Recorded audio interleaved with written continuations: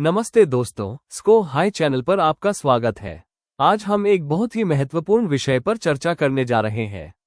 आज हम लोकसभा, राज्यसभा, विधानसभा और विधान परिषद के कंफ्यूजन को क्लियर करने जा रहे हैं, तो आइए शुरू करते हैं।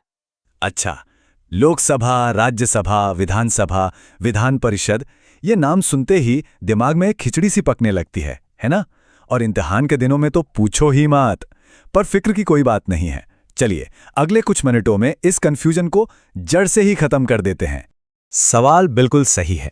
ये चारों नाम अक्सर एक दूसरे में ऐसे उलझ जाते हैं कि समझ ही नहीं आता कौन क्या है। तो आज हमारा मकसद बस एक है, इन सबको एकदम क्रिस्टल क्लियर कर देना, ताकि ये कंफ्यूजन दोबारा कभी हो ही ना। ठीक है, तो चलिए अब सबसे जरूरी बात पर आते हैं। ये जो पूरी उलझन है ना, इसे सुलझाने की बस एक मास्टर की है, और वो है ये समझना कि भारत में सरकार 2 लेवल्स पर काम करती है। बस ये एक कॉन्सेप्ट अगर पकड़ में आ गया तो यकीन मानिए बाकी सब मक्खन की तरह साफ हो जाएगा। हाँ बिल्कुल, बस इतनी सी बात है।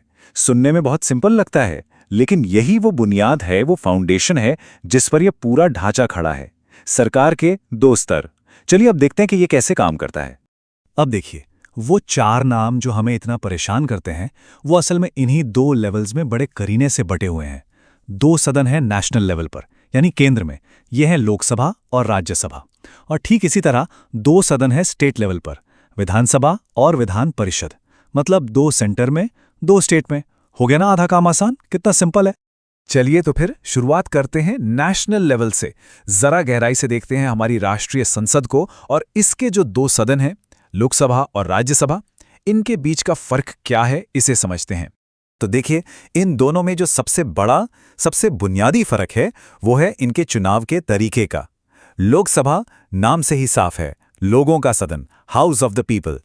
यहां देश के आम नागरिक सीधे वोट डालकर अपने सांसद यानी एमपीज को चुनते हैं।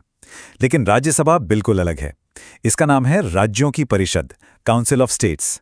इसके सदस्यों को आम जनता नहीं चुनती, बल्कि राज्यों के विधायक चुनते हैं। इसीलिए इसे कहते हैं इनडायरेक्ट इलेक्शन, यानी अप्रत्यक्ष चुनाव। अच्छा, अब आते हैं दूसरे बड़े अंतर पर, और वो है इनका कार्यकाल। लोकसभा एक तरह से एक टेम्पररी हाउस है, मतलब इसका कार्यकाल 5 साल का होता है और इससे समय से पहले भंग भी किया जा सकता है। लेकिन राज्यसभा, ये एक परमानेंट हाउस है, ये कभी भंग नहीं होती। इसके सदस्यों का कार्यकाल 6 साल का होता है। और एक बहुत दिलचस्प बात यह है कि हर 2 साल में इसके 1/3 सदस्य रिटायर होते हैं और नए चुन लिए जाते हैं। इसी वजह से ये सदन हमेशा बना रहता है। और फिर बात आती है उम्र की। यहां भी एक बहुत सीधा साधा फर्क है। अगर लोकसभा का सदस्य बनना है तो कम से कम 25 साल की उम्र होनी चाहिए। वहीं राज्यसभा के लिए ये सीमा 30 साल है। इसके पीछे सोच ये है कि उच्च सदन यानी अपर हाउस में ज्यादा अनुभवी और परिपक्व लोगों की जरूरत होती है।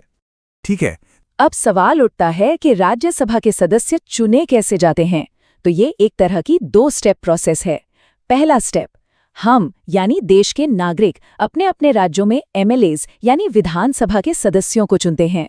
दूसरा स्टेप, फिर यही चुने हुए एमएलएज वोट देकर राज्यसभा के लिए एमपीज को चुनते हैं। तो इस तरह हमारा वोट इनडायरेक्टली राज्यसभा तक पहुंचता है। अच्छा, नेशनल लेवल की बात हो गई। अब चलते हैं स्टेट लेवल पर, और यहाँ एक दिलचस्प चीज देखने को मिलेगी। यहाँ का जो स्ट्रक्चर है वो काफी हद तक नेशनल मॉडल जैसा ही है। हम कह सकते हैं कि ये सेंट्रल पार्लियामेंट का एक मिनी वर्जन है। इसे समझने का सबसे अच्छा तरीका है मिरर इमेज की तरह सोचना। मतलब जो काम नेशनल लेवल पर लोकसभा करती है, वही काम स्टेट लेवल पर विधानसभा करती है। और जो भूमिका राज्यसभा की है, लगभग वैसी ही भूमिका विधान परिषद की होती है। और ये समानताएं सिर्फ नाम में नहीं है बल्कि काम में भी हैं, बिल्कुल नेशनल मॉडल की तरह। विधानसभा का कार्यकाल भी 5 साल का होता है और ये एक टेम्पररी हाउस है।